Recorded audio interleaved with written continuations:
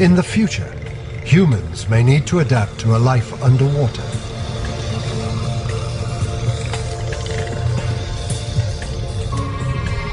There will be many dangers. Scalding volcanic fluids and crushing pressures can kill the unwary. In some ways, it's easier to live in space than here. We know more about the moon than the dark depths of our own planet.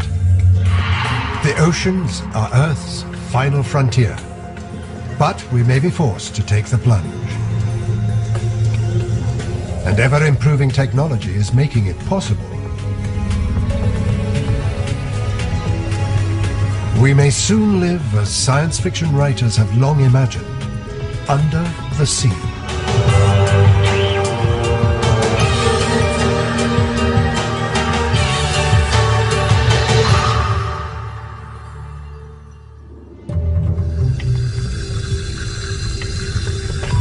Gulfstream 40, this is Hydro Shuttle 1. Approaching in 3 knots from northeast.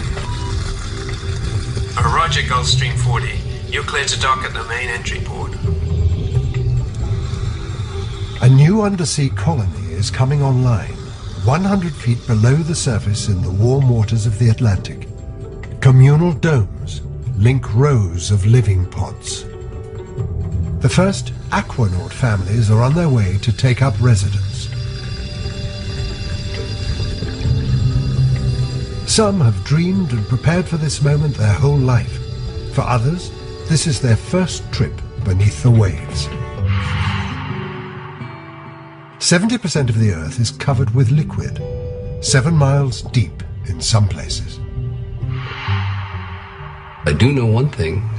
The way we're populating this planet, we can't afford to have 3/4 of it unused, essentially. So you can be sure that one way or another, we're going to get down there. So far, we've only visited. But could we live here if we wanted to or needed to? Imagine that we must build a self-contained colony on the sea floor and build it fast. Some say that climate change and environmental degradation only increase the urgency. If we had 10 years to build a colony where 100 families can survive with little or no support from the surface, could we do it? This is the story of how that might happen. It won't be easy. We're starting almost from scratch. There are no humans that live in the oceans permanently, none.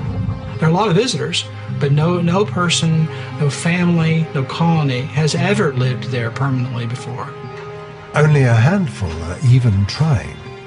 One of them is Lloyd Godson, a 32-year-old marine biologist. For the next 14 days, he'll be living inside a tiny box 8.5 foot long by 5 foot wide. It's been slowly lowered into a marine aquarium at a theme park in Germany. Yeah, so far I've only got my camping bed and a little table over here.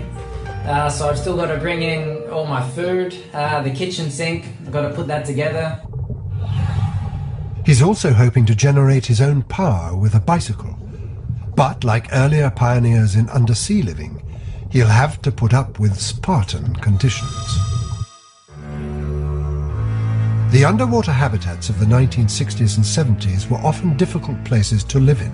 If we look at the life support systems and the habitation issues of the previous habitats, we find that they were stainless steel cocoons that were very unlivable. No one would want to go live in a place like that for a long period of time.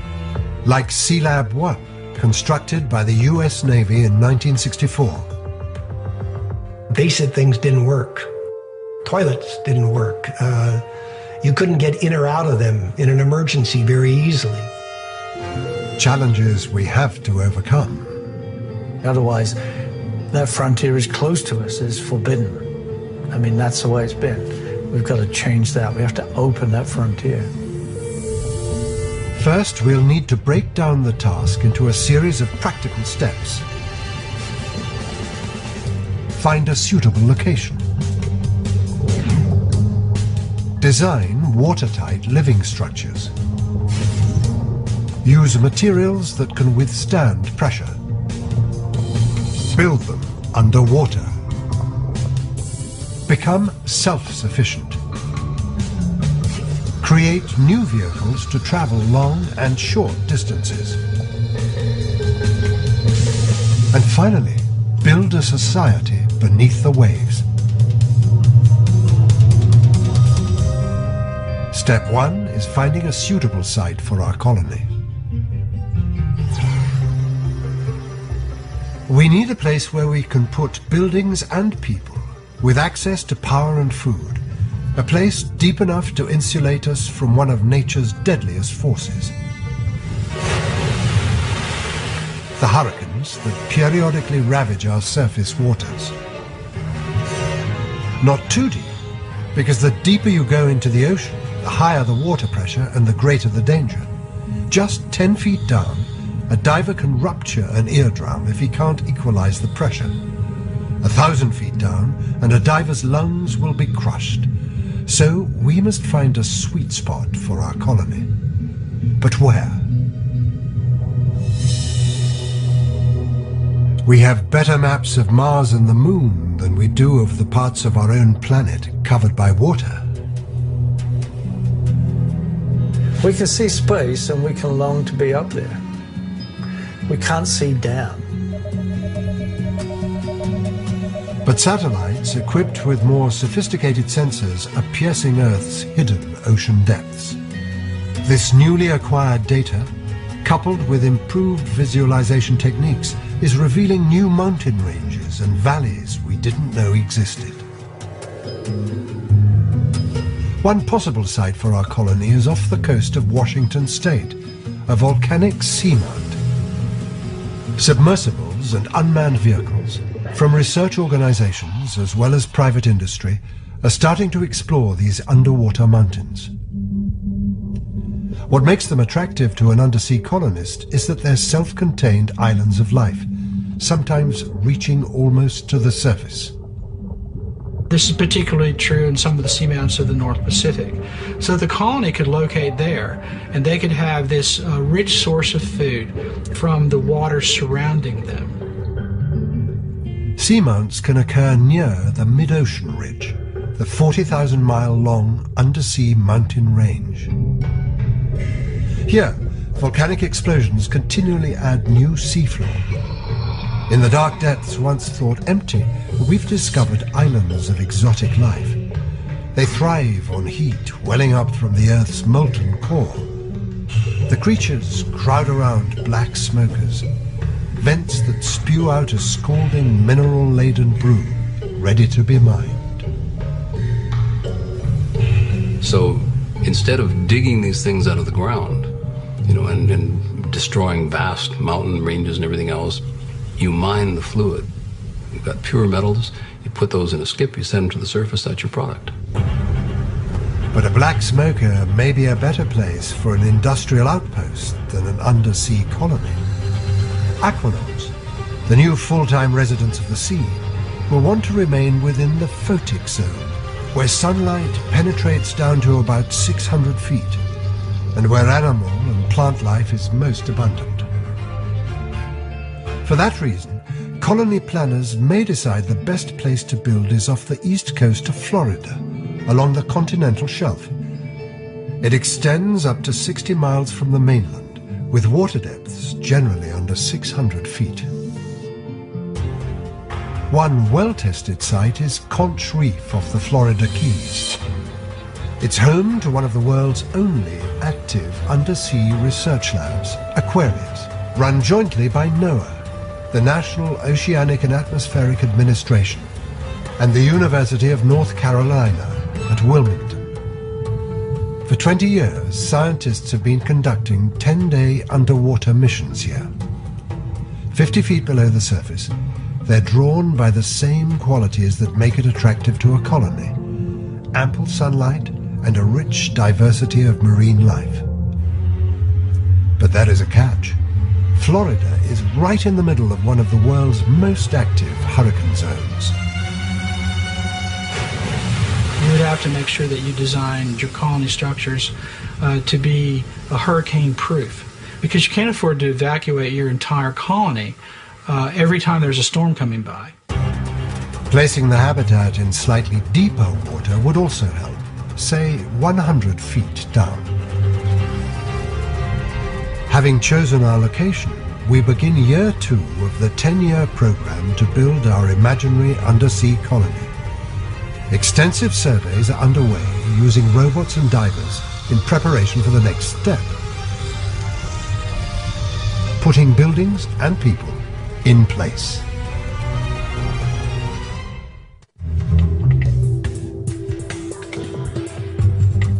Designers are working on step 2 in the creation of the underwater colony off the Florida coast, developing structures for living 100 feet underwater. So the first thing you've got to recognize is that that space, as attractive as it might be, as wonderful as it really is lethal to us. It's lethal for 2 reasons. Humans can't breathe water, and water is more than 800 times denser than air. The extra weight means increasing pressure, 15 pounds per square inch for every 33 feet a diver descends. The Aquarius Undersea Lab sits at 50 feet, half the depth of our undersea colony, where the pressure will rise to 4 atmospheres, 4 times what it is at sea level, or 60 pounds per square inch. And if you think about being in 100 feet of water, if you were trying to do it as a surface diver, you'd only have 20 minutes per dive. And that's because of the effect of high pressure on the human body. Under pressure, the gases you breathe begin dissolving in your bloodstream and tissues. As you swim straight up to the surface, bubbles of gas begin to come out of solution. It's like putting an indigestion tablet into a bottle of water and shaking it. If you take the cap off too quickly, it will fizz. The same thing can happen inside you when going from the high-pressure depths up to the low-pressure surface too quickly. This fizzing in the bloodstream, known as the bends, is very painful and can kill you. To avoid the bends, a diver has 2 choices. Follow a strict schedule of lengthy decompression stops on the way up to sea level so that the gases can dissipate harmlessly, or postpone decompression by taking refuge in an underwater habitat.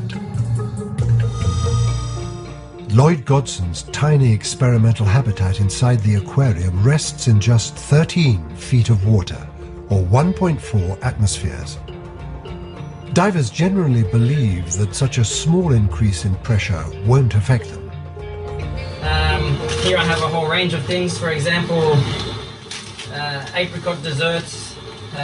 He has supplies for 14 days, but Godson can't be sure what effect the pressure will have on his body and mind over such a sustained period. He's living in what's known as an ambient pressure habitat. The air pressure inside is the same as the water pressure outside.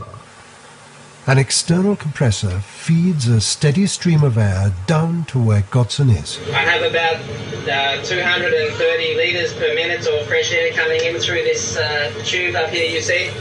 That's got a silencer on the end so that there's no actual sound. His biggest concern is that the compressor runs smoothly. If it fails or leaks, the habitat could lose pressure and water would begin flooding through the hatchway in the floor. When he goes to bed at night, Godson leaves one light on so that an assistant can make sure he doesn't drown in his sleep. Of course, the security camera needs to be able to see me when I'm in bed, so I have to leave this one on. Then I pull my curtains and say goodnight to my fishy friends. Jan Koublik knows as much about living in an ambient pressure habitat as anyone alive. In the 1960s and 70s, he operated undersea habitats in the Caribbean to train astronauts for space. One of those habitats is now an underwater hotel off Key Largo, Florida.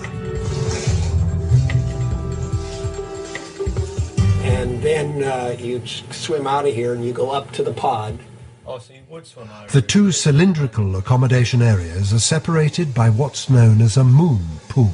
The first generation of habitats usually had open doors. They were called moon pools. It's like taking a glass, pouring the water out of it, and turning it upside down and putting it into water. The water doesn't run into the glass because the air pressure keeps the water out. Divers here have virtually unlimited access to the sea floor. We used to spend 2, 4, 6 hours out working in the water at one time. Swim back to the habitat, come in, have a cup of coffee or a cup of tea. There one goes.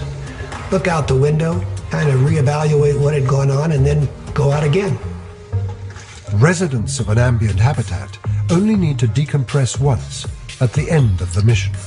But after spending a week 100 feet down in our future colony, you'd have to spend 2 days in decompression before returning to life on land. And so you don't want to do that to Aunt Miriam and the kids when they come down to the underwater habitat. You don't want them to have to decompress for days in order to leave the habitat. Will an ambient pressure design work for an undersea colony inhabited by 100 families, where aquanauts will spend months or years at a time, 100 feet down? Jan Koblik doesn't think so. Humans didn't evolve to breathe air at high pressure for any length of time. If you breathe air at a deep depth, you get oxygen toxicity. We think we need to have oxygen, but we only have a small level or a small window of tolerance to oxygen. If you get too much or too little, you're in trouble. Navy divers working at depth breathe exotic gases carefully calibrated for the higher pressure. Breathing these mixtures day after day can take a toll on the human body. Medical problems pop up, from nitrogen narcosis, a state similar to being drunk, to chronic ear infections caused by high humidity, and more serious ailments like bone necrosis. So in place of the traditional habitat, planners of the undersea colony will need to come up with a radically different design, more like a space station. Most of the structure will have an internal air pressure of 1 atmosphere, the pressure we humans are naturally adapted to. Airlocks will separate living quarters from the work areas that provide divers direct access to the sea floor. These areas must remain at the higher ambient pressure of the surrounding ocean. With 100 feet of water bearing down from above, the structures of the new hybrid habitat must be stronger than any building on land.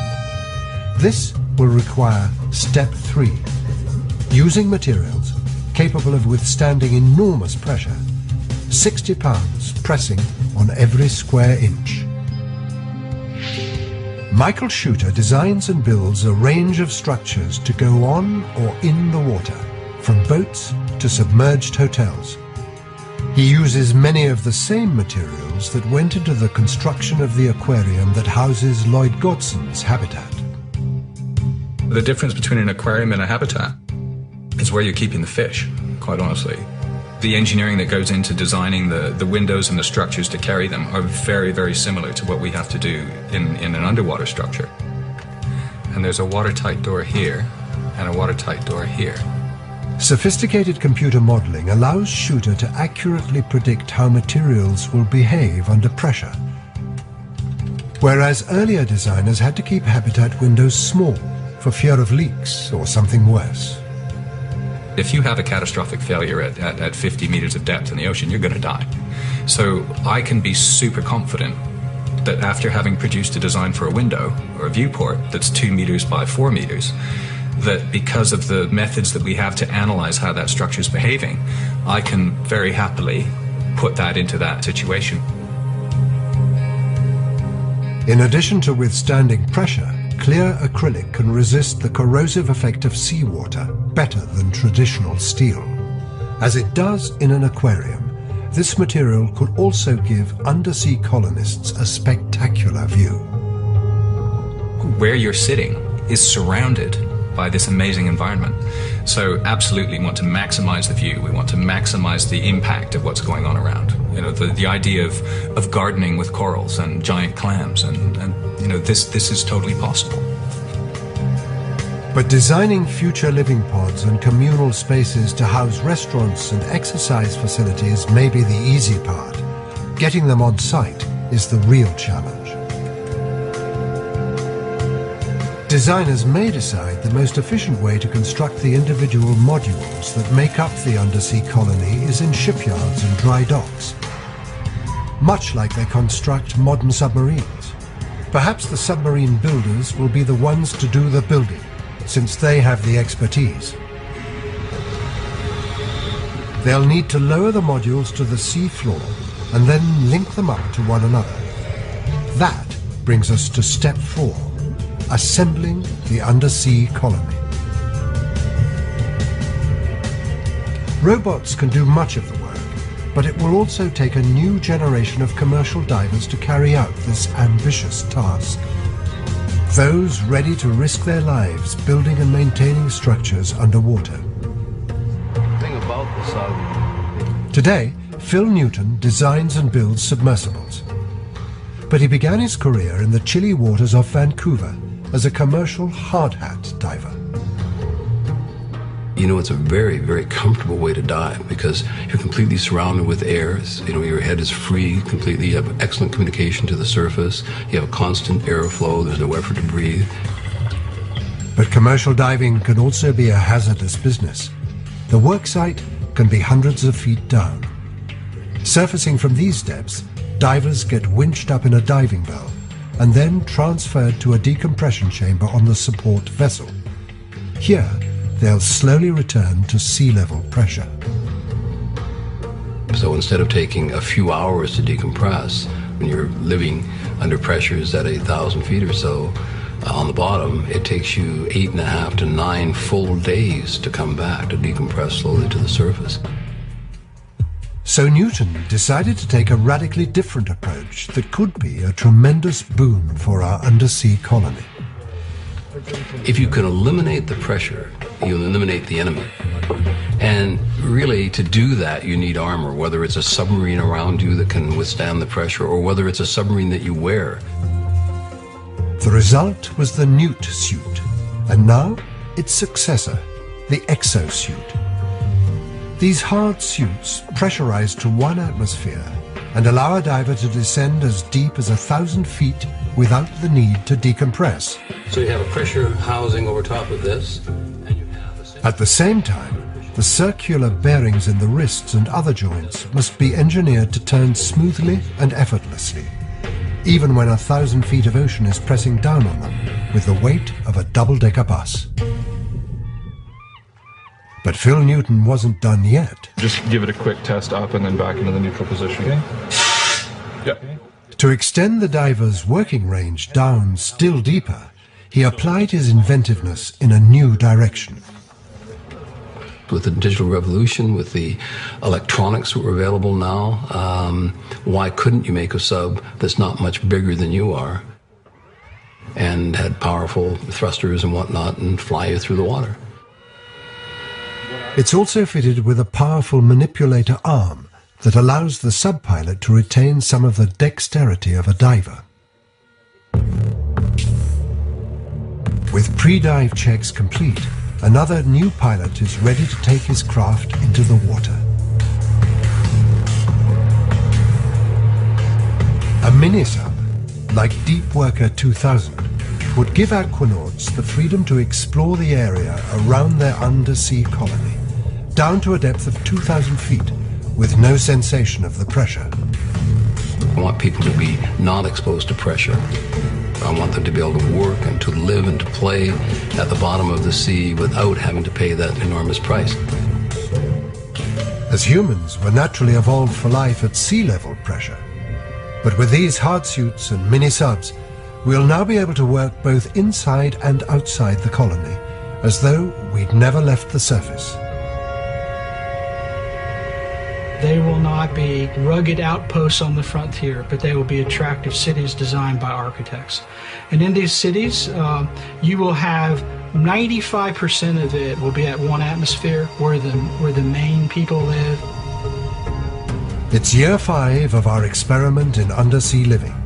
The main structures of the underwater colony are in place.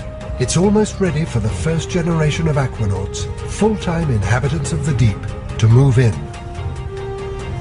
But before they can do so, we have to find the resources, power, air, food and drinking water, to support the undersea colony.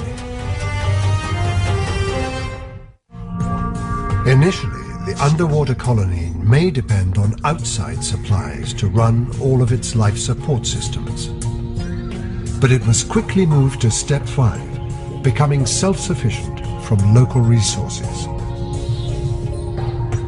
If you think about what you need to do a colony under the ocean, there's going to be a lot of resources that need to be brought there, including fresh water, including oxygen, including food. To make all these, underwater first requires energy. It's day 10 for Lloyd Godson in his 14-day underwater mission at the theme park aquarium. One of his main goals is to generate some of his electricity by riding a bicycle. He's aiming to produce 2,500 watt-hours, only things haven't gone as planned. An inefficient generator means up to 10 hours a day in the saddle. High humidity and the 1.4 atmospheres of pressure in the habitat are also taking a toll. Doctors advise him to back off for the sake of his health. So I did that, but after a few days rest, I'm feeling pretty good, and I'm just doing as much as I can, and who knows, maybe I'll still make it. 2,500 watt-hours powers a few small devices, like a computer.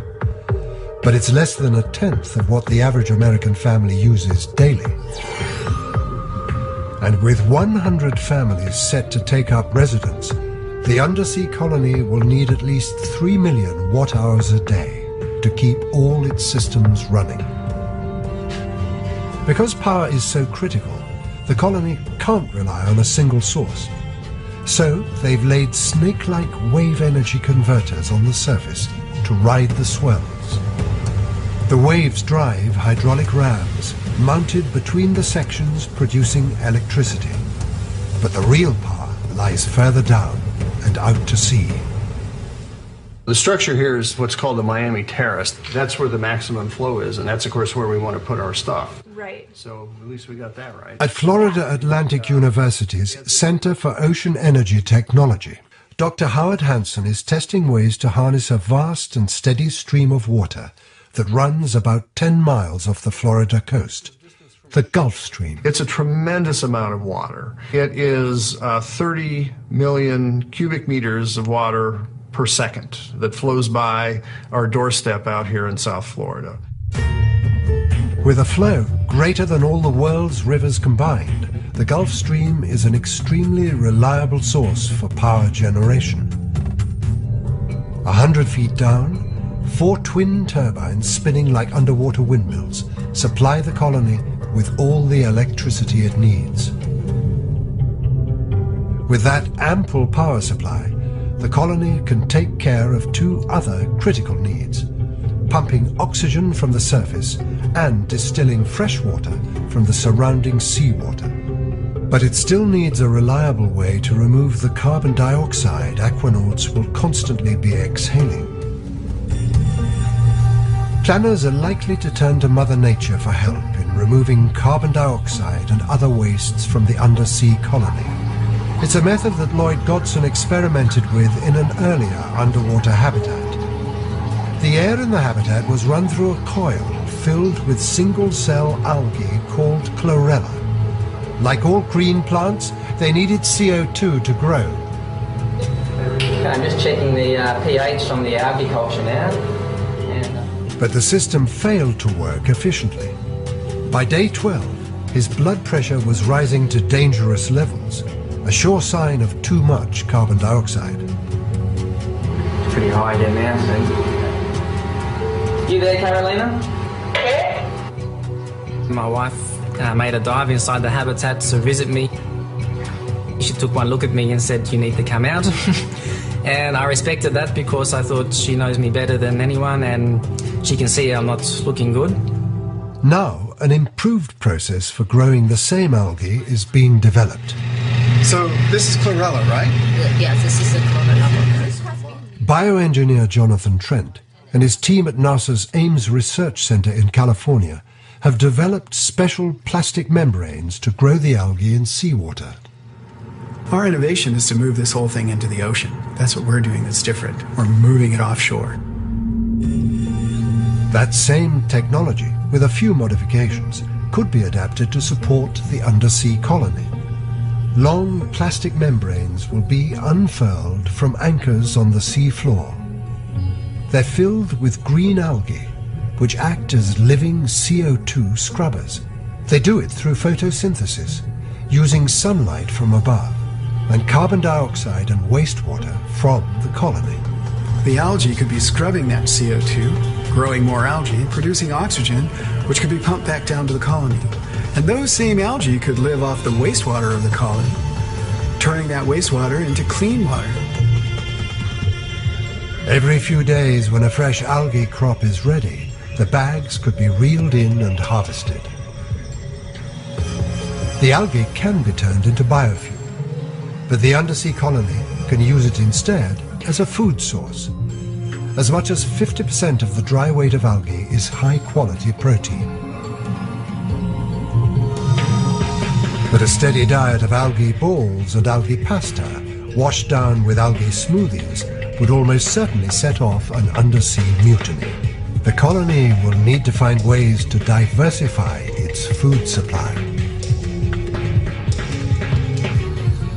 Today's underwater habitats function like artificial reefs attracting fish. For a future colony, this could become the basis for both a sustainable fishery and undersea aquaculture. And there'll be plenty of challenges for aspiring undersea chefs.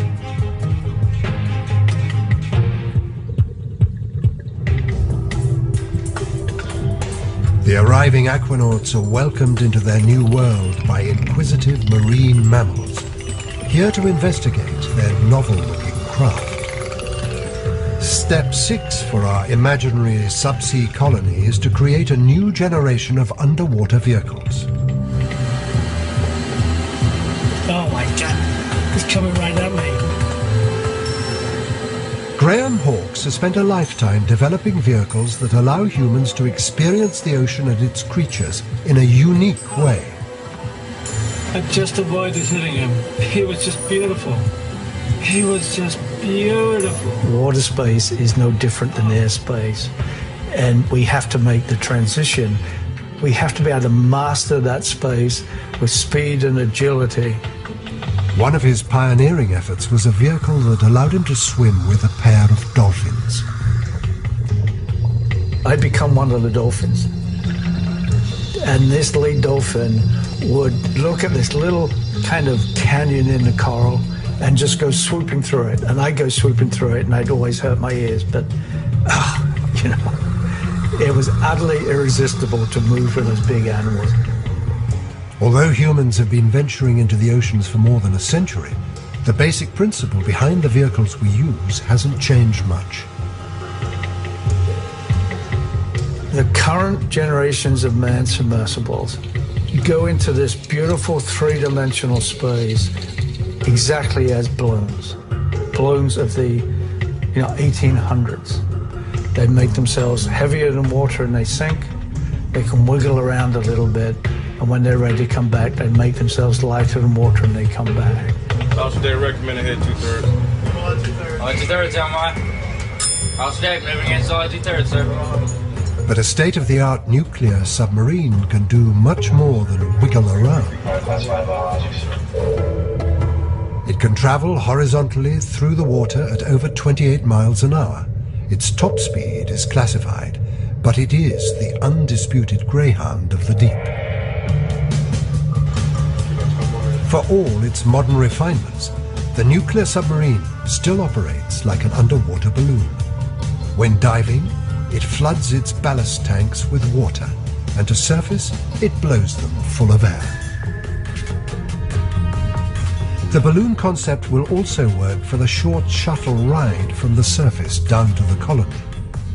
But once they take up residence, these aquanauts will want a craft with greater maneuverability to explore their new underwater environment.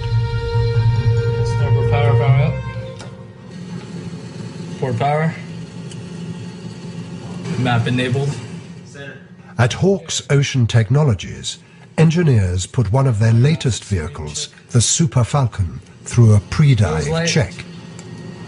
I'm in love with that. What that lets me do, or I could take anyone with me, is to go in the ocean and move with big animals. I mean, it's flight. Flight enabled. Hawks believes that to truly explore the 2/3 of the planet we've barely seen requires vehicles modelled not on the balloon, but on the aeroplane. Full climb? He's developed the Deep Flight series, underwater vehicles with wings. All we've done is taken everything that happened with flight in air and applied it to a fluid which is 850 times denser. Throttle enabled. Clear prop. Prop cleared. Once in the ocean, Deep Flight Super Falcon can travel at a speed of up to 7 miles an hour. And it can dive beyond the reach of light to a maximum depth of 1,000 feet. The occupants are no longer restricted to what they can see through the tiny portholes. Like the windows of the undersea colony itself, the vehicle's twin cockpits are made of pressure-resistant acrylic that affords a panoramic view.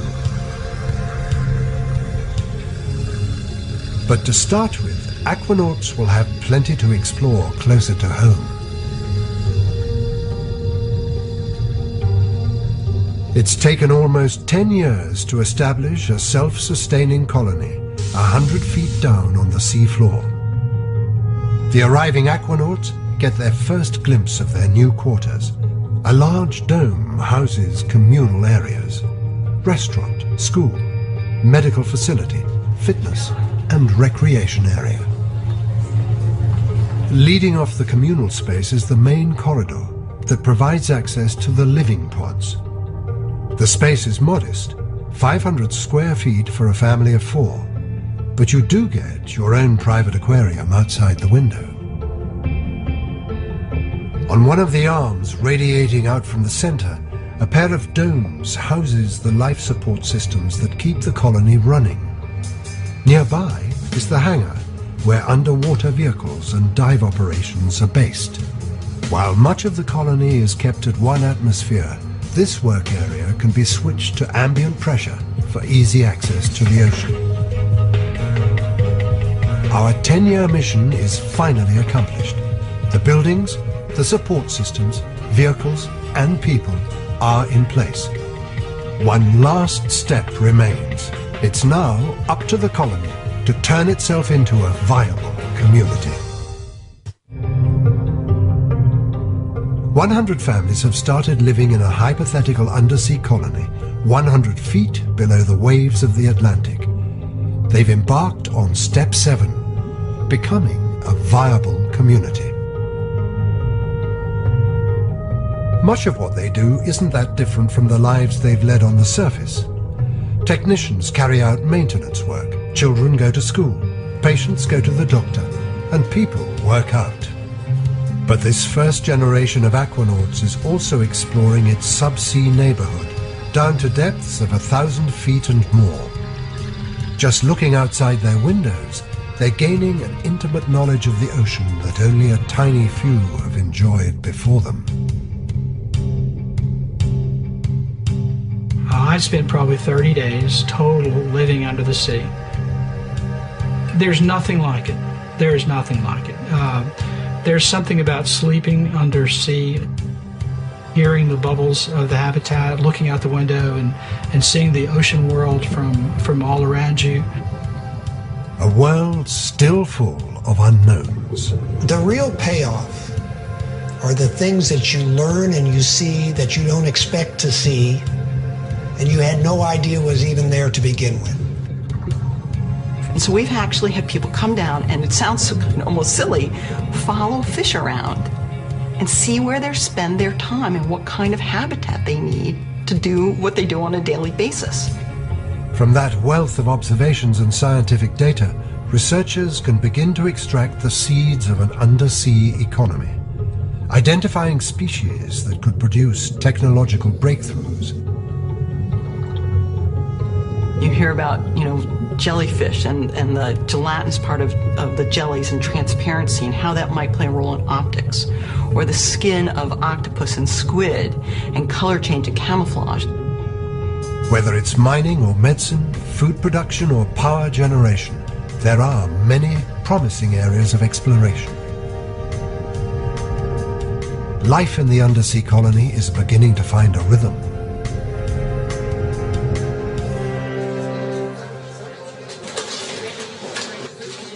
Meanwhile today, in front of the aquarium window at the German theme park, TV cameras jockey for position. The final minutes of Lloyd Godson's 14 days in a cramped underwater habitat are ticking away. Good morning, Lloyd. How are you? Good morning, Walter. This is the last time I'll be saying good morning to you from my underwater house, so I'm pretty good. Especially because last time a faulty life support system cut him short at day 12. Now he's only seconds away from achieving his 14-day goal. 6, 5, 4, 3, 2, 1, yes! He's also succeeded in his second goal, to generate 2,500 watt-hours of electricity, enough to run one of these TV cameras for 2 full days. But as he leaves in triumph, one thought refuses to go away. Will 14 days at high pressure have any ill effects on his body?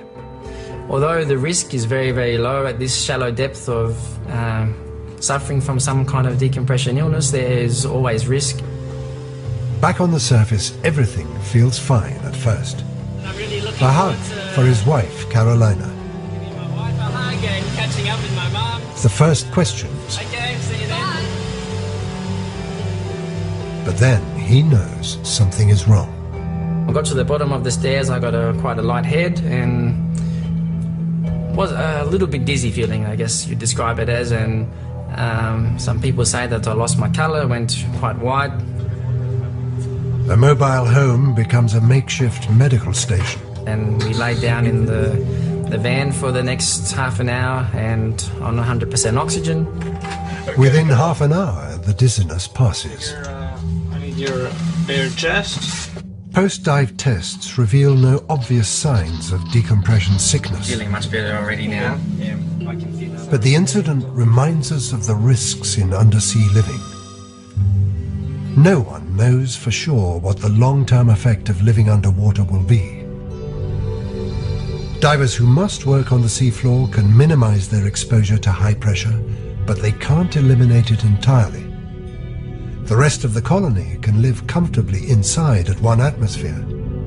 Only they'll still face the challenge of coping with confinement and isolation. Some believe that human shortcomings mean we should send robots instead. It's cheaper and less risky. In fact, we already rely heavily on technology to learn about the ocean depths. But at some point, our basic human nature asserts itself. We are designed to be creatures of exploration. It drives us to the moon. It drives us to Mars. It drives us to create colonies on the bottom of the sea. Whether we're driven by desire or the need to find new living space, it seems inevitable that humans will begin to move out into the sea. We're the first generation to see our planet from space and to realize it should not have been called Earth. It should have been called ocean. And someday, we may call it home.